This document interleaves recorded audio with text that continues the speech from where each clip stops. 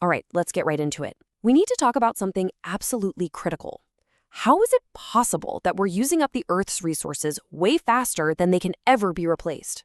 Well, this situation has a name. It's called ecological overshoot, and really understanding what that means, well, it changes everything.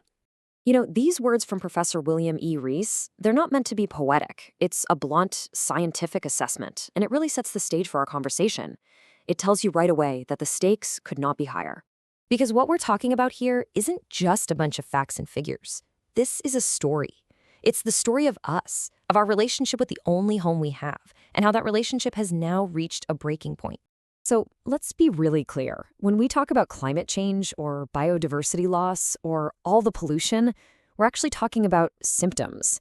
Yeah, they are massive, terrifying symptoms for sure, but they all point back to one single underlying condition that's affecting our entire planet. Think about this for a second.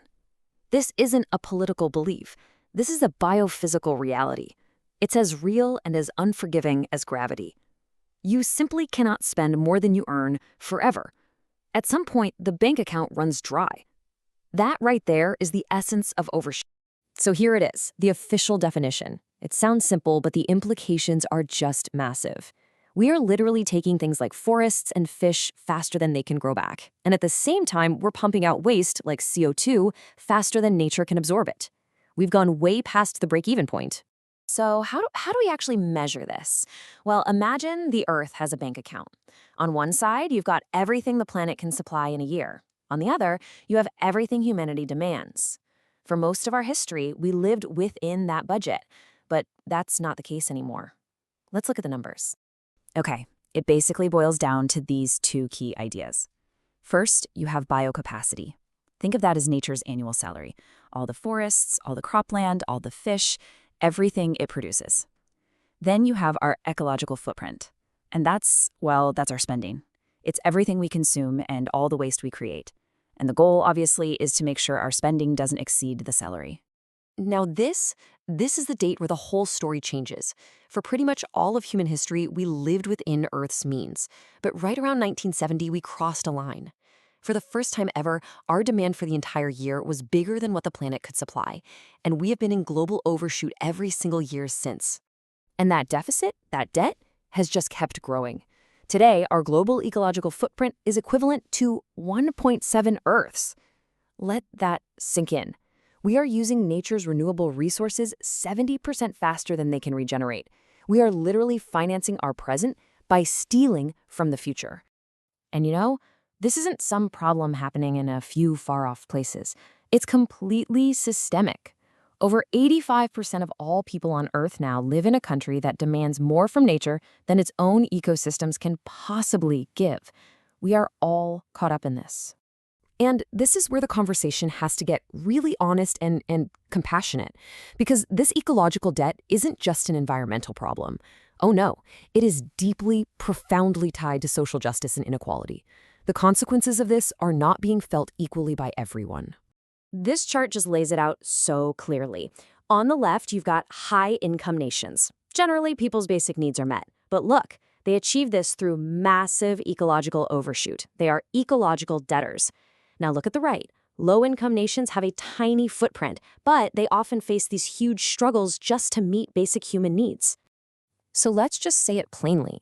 Our current global system allows some countries to maintain a high standard of living by using up way more than their fair share of the planet's resources.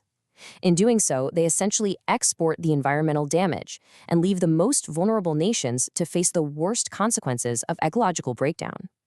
So this forces us to ask a much deeper question. How did we get here? This isn't just a technical problem we can solve with a new gadget. This is a crisis that's rooted in something much deeper, our fundamental worldview, the basic story we tell ourselves about who we are and how the world works.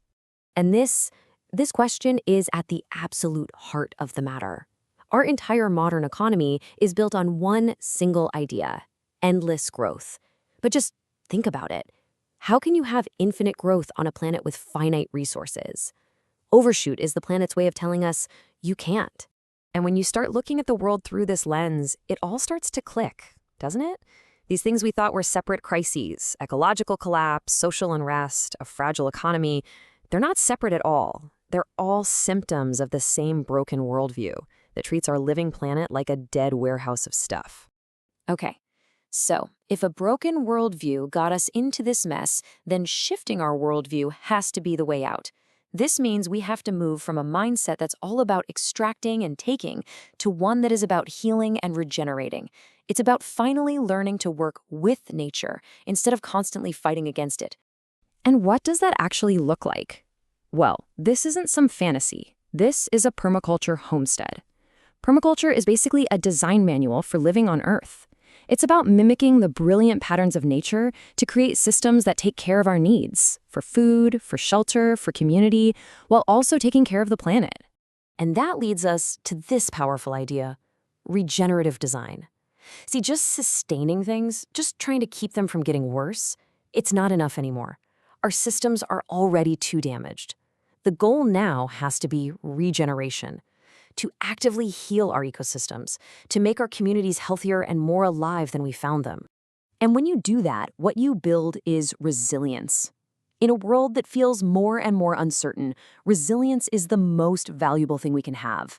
It's that ability of a forest or a city or even a person to take a hit, to adapt, and to bounce back stronger. We are going to need a lot of that. And all of this massive global story, it comes all the way down to you and to me. Understanding our planet's limits isn't just about knowing some scary numbers. It's about forcing us to ask a really fundamental question. What does it mean to live a good life on a finite planet? I love this analogy. It's such a beautiful way to think about it. We might feel so small when we're faced with challenges this big, but every single one of us, every one of our choices, is like a single grain of sand. Our unique journey helps shape the whole. Which leads to this incredible idea: your cosmic legacy. It's about thinking beyond our own lifetimes. It's about making choices today based on the world we want to leave for the next 7 generations. It's about caring deeply for the actual place, the bioregion that you call home. And so that's where we'll end, with this question. The reality of ecological overshoot defines the boundaries of our world now. It sets the stage for our time. But listen, knowing the limits doesn't have to be paralyzing.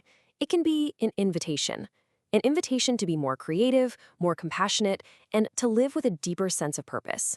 So, what will your legacy be?